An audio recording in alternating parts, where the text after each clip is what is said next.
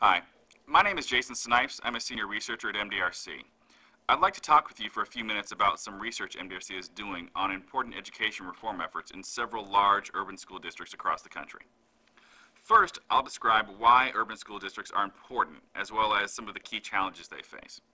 Then, I will focus in on a set of reform efforts that appear to hold real promise for raising student achievement in urban school systems. Finally, I'll talk briefly about the research we plan to do next. Large urban school districts play a crucial role in educating America's children. Of the nation's 17,000 school districts, the largest 100 serve more than 1/5 of the nation's 47 million public school children. These districts, most in or near the nation's cities, also serve nearly 1/3 of all poor children and 40% of all minority children educated in this country.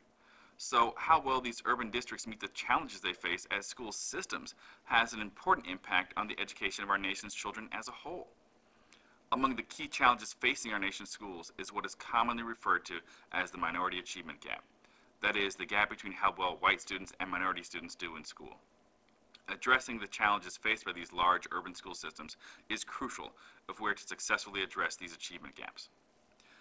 Yet, while there is a great deal of research on what makes an effective school, there is little research on what makes an effective district, and less on the specific issue of identifying promising ways for school districts to reduce racial disparities in student achievement. Now, in order to begin filling this gap, MDRC partnered with the Council of the Great City Schools, an organization representing the nation's 60 largest school districts. Together, we embarked on a study of 4 large urban school districts that have made progress in improving student achievement and reducing racial achievement gaps. To add context to our investigation, the study also included 2 comparison districts that had not made similar progress. We are at an early stage in this work, and these findings are not definitive. However, we think they're important enough to share with you now. A fuller discussion of these findings can be seen in the report Foundations for Success, written by MDRC for the Council of Great City Schools. Several key themes emerge from this study. To begin with, large urban school districts confront a common set of formidable challenges. First, political instability and a lack of consensus among political leaders on how to achieve school reform. Second, a multitude of often conflicting curricula and instructional programs used to teach students across the district.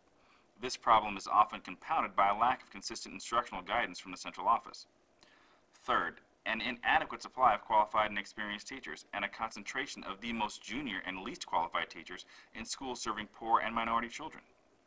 And fourth, high levels of student mobility, with poor and minority students especially likely to move frequently from school to school within the district, as well as in and out of the district itself. Another important theme from this study is that the more successful districts gradually found a set of relatively consistent strategies for addressing many of their political and organizational challenges. For example, they built a coalition of political leaders from within and outside the district focused on improved student achievement. They then developed a shared vision for reform and an agreed-upon reform strategy aimed at improving student achievement above all other goals. The successful districts also refocused the role of the school board, away from the district's day-to-day management and toward goal setting and accountability for results. Full responsibility for day-to-day operations shifted back toward the superintendent, who was held personally responsible for progress in raising student achievement. A final theme, and we think this is critical, is that the more successful districts, independently of one another, adopted a common set of strategies for improving instruction. They adopted district-wide, relatively tightly specified, uniform curricula and instructional approaches for elementary level reading and math.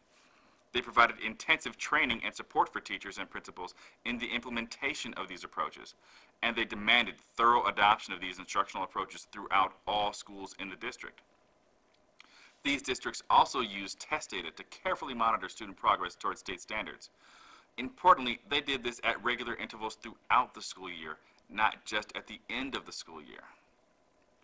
They used these test data to provide detailed feedback on student performance to teachers, principals, and central office staff, and trained them in how to use this information to improve instruction. They concentrated on low-performing schools and on elementary schools because it was at these schools and at the elementary level that many achievement problems seemed to originate. Finally, They provided special incentives, such as public recognition or increased pay, designed to improve the qualifications of teachers and principals in schools serving high proportions of low-income and minority students. While each of these strategies might be considered important on its own, the leaders in these districts felt strongly that the progress they achieved flowed from the interaction of these initiatives and the effort to reform the school system as a whole. In short, there was no silver bullet, and the whole of reform was greater than the sum of its parts. These patterns suggest a set of exciting and important hypotheses about reform in urban school districts. Although they're not definitive, they point the way to even more important research focused around several key questions. First, does the use of uniform prescriptive curricula for elementary school reading and math instruction, set at the district level, combined with focused training, guidance, and reinforcement for this approach from the central office, lead to improved student learning? If so, does this approach have a particularly positive effect on disadvantaged and minority children? Second, does using assessment data to provide ongoing, timely, and detailed feedback to teachers and principals about student progress, combined with training on how to use the feedback to improve instruction, improve teaching practice and student achievement, and increase the effectiveness of these instructional reforms? Third, do incentives aimed at increasing the supply of qualified teachers in schools serving poor and minority students actually lead to changes in the characteristics of teachers in these schools? And fourth, do these changes in teacher characteristics or quality lead to changes in teaching practice and improve student achievement at these schools? MDRC and its partners are currently at work developing research that can reliably answer these critical questions. We are encouraged by what we've learned so far, and we invite you to stay tuned for more results. Thank you very much.